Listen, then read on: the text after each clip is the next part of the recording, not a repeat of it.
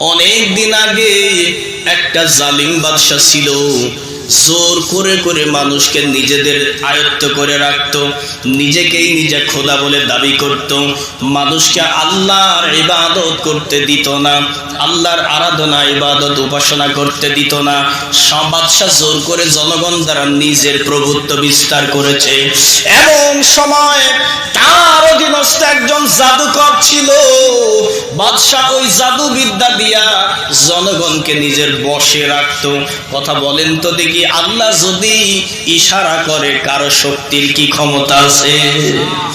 এই বাদশা জনগণকে টাকা দিয়া, জাদু দিয়া, ভয় দেখায়া, লোভ লালসা দিয়া, সম্পদের প্রাচুর্য দিয়া নিজের বশে করে বশীকরণ করে রেখেছে। কিন্তু হঠাৎ করে তার জাদুকর বৃদ্ধ হয়ে গেল। খুব ভালো করে এই জায়গা থেকে একটা শিক্ষা নিবেন। বাদশাহ হলো প্রভু, বাদশাহ হলো রব, বাদশাহ হলো ক্ষমতাবান, বাদশাহী হলো ভগবান, বাদশাহী হলো আল্লাহ। তার প্রজাদেরকে বুঝায়, আমি তোমাদের খাওয়াই, আমি তোমাদের লালন পালন করি, আমি তোমাদের সব। অথচ এই বাদশার যে জাদুকর ছিল, হঠাৎ করে একদিন জাদুকর ডেকে বলে, বাদশা নামদার, আমি বুড়া হয়ে গেছি, বয়সের ভারে আমি কখন যেন মারা যাই। আমার এই জাদুবিদ্যাগুলি শেখার জন্য একজন যুবক চাই। এখান থেকে শিক্ষা আপনাদের জন্য। বলেন তো দেখি, বাদশা যদি সব ক্ষমতার মালিক হয়, জাদুকর মরে কেমনে? বুঝেন নাই? বাদশা যদি সব ক্ষমতার মালিক হয়, জাদুকর তো মরার কথাই না, ঠিক না? কারণ আমি তো সবকিছু করি। তার মানে জাদুকরের মাথার মধ্যে গু ভর্তি গোবর আছে, ঠিক কিনা বলেন? এরকম কিছু মানুষ বর্তমানে আছে, ইসলাম বিদ্বেষী কথা তার কান পড়া কানের মধ্যে শোনায়, ও বোঝে না সবকিছুর মালিককে। আর জোরে বলেন না, সবকিছুর মালিককে।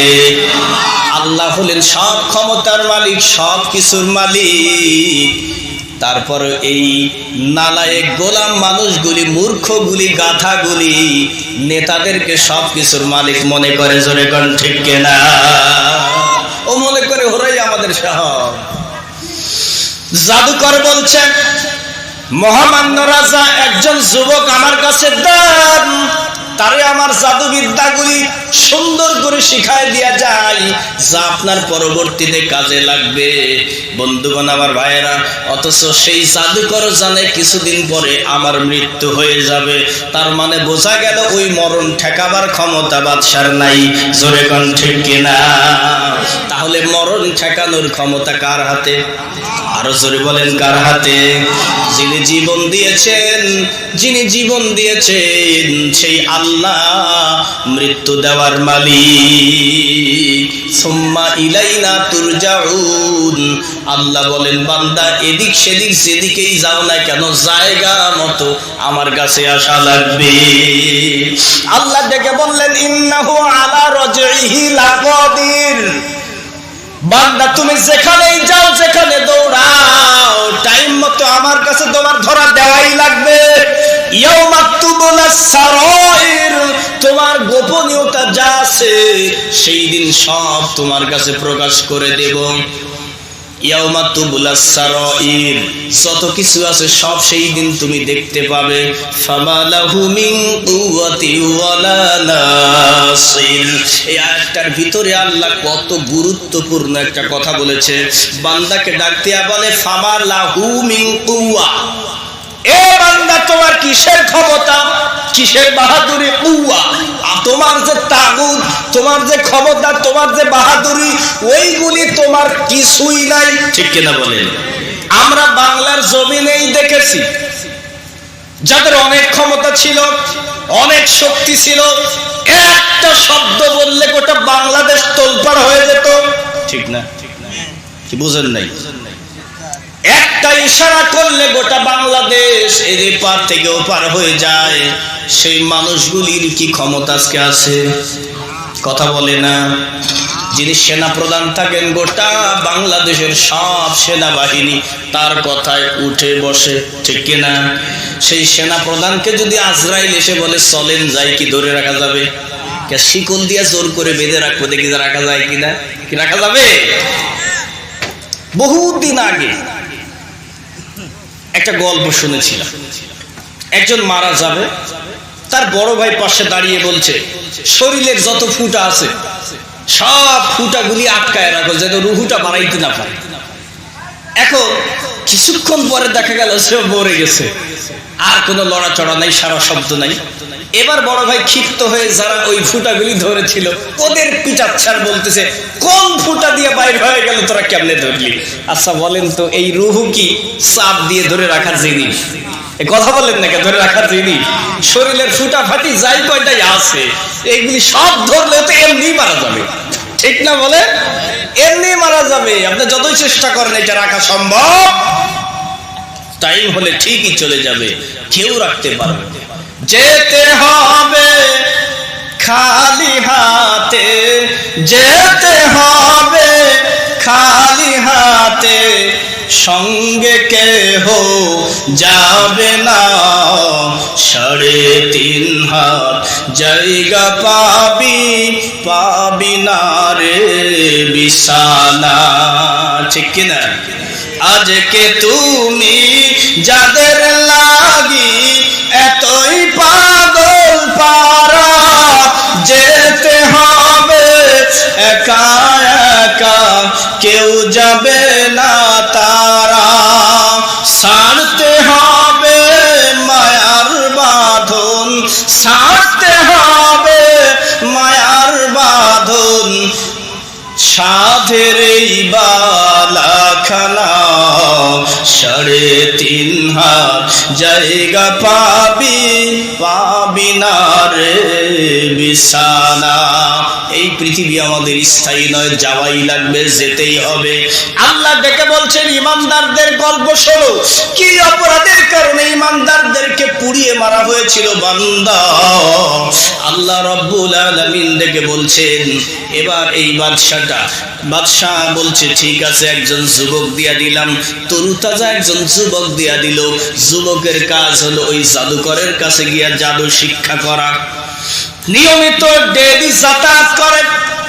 হঠাৎ করে একদিন রাস্তার মাঝে একজন পাদ্রী পণ্ডিতের সঙ্গে, ঈসা ধর্মাবলম্বী একজন পণ্ডিত আলেমের সঙ্গে দেখা হলো। এই আলেমের কাছে বসে, আবার জাদুকরের কাছে যায়, জাদু শিখে। এবার হঠাৎ করে ওই আলেমের কথা শোনার পরে আস্তে আস্তে করে শোনে, আর ভেতরে ভালো লাগে, কারণ ইসলাম এমন একটা ধর্ম যেই ধর্মের কথা শুনলেই মনে প্রশান্তি জাগে। জোরে জোরে কোন সুবহানাল্লাহ। একটা একটা করে কথা শুনে আর ভালো লাগে। এক পর্যায়ে ওই বালকটি, যুবকটি এই ঈসা ধর্মের আলেমকে ডেকে বললে, মহামান্য, আপনার কথাগুলি আমার শুনতে ভালো লাগে, আবার জাদুও শিখা বাধ্য, শিখতে হয়, বলেন তো দেখি আমি এখন কি করব? এই আলেম বলে, তুমি আমার কাছেও বসবা, জাদুও শিখতে যাবা। তার ক্রমাগত কাজ ধারাবাহিক চলতেই থাকে। এবার কিছুদিন পরে হঠাৎ করে, সংক্ষিপ্ত করে টানছি ভাই, রাস্তার মধ্যে একটা হিংস্র প্রাণী রাস্তা ব্যারিকেড দিয়ে আটকায় রাখছে, মানুষজন চলাচলের অসুবিধা করে রেখেছে। ওই বালকটি ওই জায়গায় দাঁড়াইয়া ছোট্ট একটা পাথর হাতে নিয়া এবার আকাশের দিকে লক্ষ্য করে বলছে, মালিক, আজকেই সুযোগ, কার ধর্ম কার ধর্মটা সত্য এটার পরীক্ষা করা। যদি আল্লাহ পাক রব্বুল আলামিন যেই পক্ষে রায় দিবেন, আমার বাকি জিন্দেগিটা আমি ওই পক্ষে কাটায় দেব। এই বলে পাথরটা হাতে দিয়া আকাশের দিকে লক্ষ্য করে বলে, আকাশের মালিক, ও আকাশের রব, জাদুকরের তুলনায় যদি ঈসা ধর্মের আলেমের ধর্ম যদি সঠিক হয়, তাহলে এই ছোট্ট পাথরের আঘাতে ওই হিংস্র প্রাণী যেন মারা যায়। এই বলে যখন পাথরটা ছুঁড়ে মারল, মুহূর্তের ভিতরে প্রাণীটা ধরাশায়ী হয়ে গেল। সঙ্গে সঙ্গে যুবকের অন্তরে ঈমানের তেজ এত পরিমাণ বেড়ে গেল, আল্লাহ আল্লাহর প্রতি তার ভালোবাসা তৈরি হয়ে গেল। ঘটনাটা এই যুবক পরের দিন ওই ঈসা ধর্মের পণ্ডিতের কাছে ব্যক্ত করলো, ডেকে বলল, মহামান্য, আমার তো রাস্তায় এই ঘটনা ঘটেছে।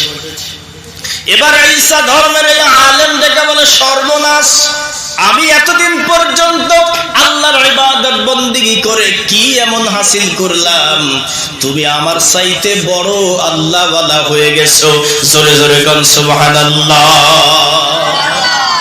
আমার ভাইরা, বর্তমান সময়ে আল্লাহওয়ালা হওয়া খুবই সহজ, একেবারে সলিড সহজ হলো যখন আপনার মন ভালো লাগবে না, নামাজ পড়তে ভালো লাগবে না, কোরআন তেলাওয়াত ভালো লাগে না, কোরআনের কথা শুনতেও ভালো লাগে না, ষষ্ঠ গ্রাম গোরস্থানে চলে যাবেন, একটা কবরের পাশে দাঁড়ায় যাবেন, কবরের দিকে এক ধ্যানে দৃষ্টি দিয়া তাকাইবেন, চিন্তা করবেন এই তো সেই মাওলানা লুৎফর রহমান সিদ্দিকীর কবর, যিনি এক সময় জুজারহাটের বাসিন্দা, গোটা ষষ্ঠ গ্রামের নয়দের মনে ছিল। এই মানুষটা আজকে নাই, তার কোনো কথা নাই, কোনো কিছু নাই, কোনো অস্তিত্ব নাই, ক্ষমতা নাই। আহারে, এই তো চেয়ারম্যানের কবর, এই তো পরামানকি প্রধানের কবর, আজকে তাদের অস্তিত্ব নাই, মাটি খুললে হাড়ও পাওয়া যাবে না। আমি এত বড় কিসের দাম্ভিকতা করি? আগামীকালকে যদি আমার মরণ হয়ে যায়, আমার অস্তিত্ব এইভাবেই বিলীন হয়ে যাবে। জোরে কোন ঠিক কিনা? একটা মানুষ যদি আল্লাহওয়ালা হতে চায়, মরণই হলো তার জন্য বড় মেডিসিন। মৃত্যুর কথা যত স্মরণ করবে, অন্যায় থেকে তত দূরে সরে যাবে, ঠিক না? ডাকাতি করার জন্য রাস্তায় দাঁড়ায় গেলেন, হাটদল ব্রিজের মধ্যে দাঁড়াইলেন, আজকে ডাকাতি করব। হঠাৎ করে যদি আপনি জানতে পারেন এই ডাকাতির টাকাগুলা নিয়ে বাড়ি পৌঁছাইতেও পারবো না, আমি মারা যাব, কথা বলেন তো দেখি, ওই ডাকাতি কি আপনারা করা হবে? যে সম্পদ আমার নয়, ভোগ করতে পারবো না, ওই সম্পদ কি আর কেউ জোর করে নিবে? এই জন্য আল্লাহর নবী বলেন, কোন ব্যক্তি যদি 40 বার করে দিনে মৃত্যুর কথা স্মরণ করে, মরণের আগে আল্লাহ ওলি বানায় দিবে। জোরে কোন সুবহানাল্লাহ। আমার ভাইরা, এই ঈসা ধর্মের পণ্ডিত আলেম ডেকে বলছে, যুবক, আমার চাইতে তোমার ঈমান বড় দামি হয়ে গেছে, আমার চাইতে তুমি বড় আলেম হয়ে গেছো, আল্লাহর কাছে তোমার মর্যাদা বেড়ে গেছে, ঈমানের তেজ বেশি, কারণ বলা মাত্র আসমানের মালিক তার কথা কবুল করে নিয়েছে। সঙ্গে সঙ্গে এই পণ্ডিত ডেকে বলে, যুবক রে, যার ঈমান যত বেশি দামি, তার পরীক্ষাও তত তাড়াতাড়ি হয়। যার ঈমান যত বেশি মজবুত, তার পরীক্ষাগুলি তত হার্ড হয়, শক্ত হয়। এজন্য নবীদের পরীক্ষা নরম নাকি শক্ত ছিল? নবীদের পরীক্ষা এত কঠিন ছিল, আমরা যদি হইতাম ওই সময় এক বাক্যেই ঈমান ছেড়ে দিতাম, ঠিক না? জীবন বাঁচানো ফরজ, ওই সময় মাসলা উল্টায় দিতাম।